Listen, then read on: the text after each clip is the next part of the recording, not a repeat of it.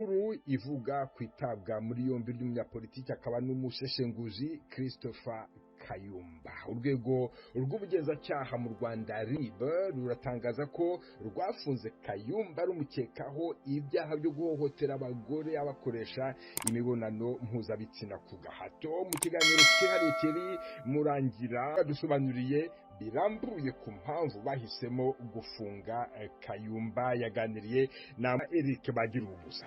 Kayumba ejo tariki ya 9 Nzeri yafunzwe na RIB akurikiranwaho ibyaha bibiri: gukoresha undi imibonano mpuzabitsina ku gahato, ubwinjiracyaha ku cyaha cyo gukoresha undi imibonano mpuzabitsina ku gahato. Ese kuki Kayumba atakurikiranwa adafunzwe nk'uko mbere mwari mwabigenje, kuko afite aho abarizwa hazwi, na cyane ko mu mabazwa ya mbere abiri yatahagiwe?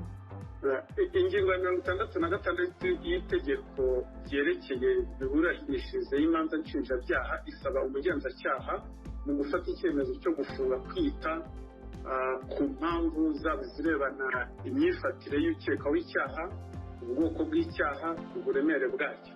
Umugenzacyaha rero yashingiye icyemezo cyo gukurikirana Dr. Kayumba afunze kubera ko ari isubiracyaha tegeko kandi bimwe yaranabihaniwe.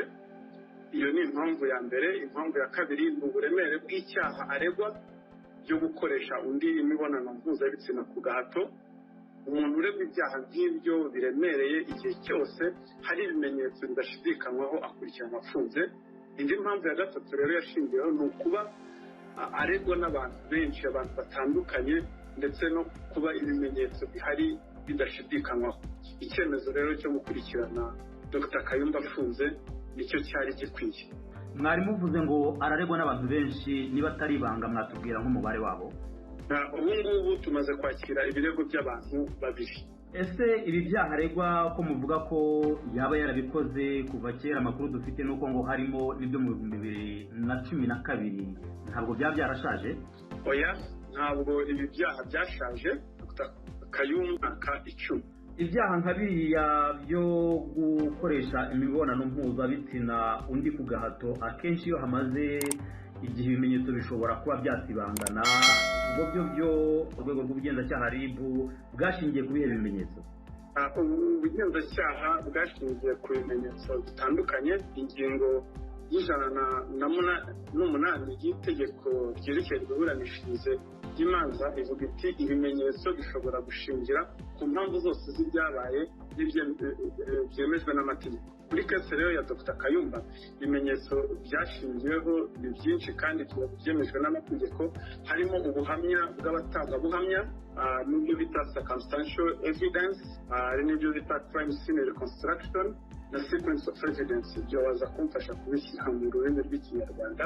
Ibyo byose ni ibigaragaza uko ibikorwa akurikirana n'ibyo abakorewe ibyaha bavuga. Kurwanya rero ibyaha biri muri gahunda ya RIB yihaye ya zero tolerance of GBV crimes.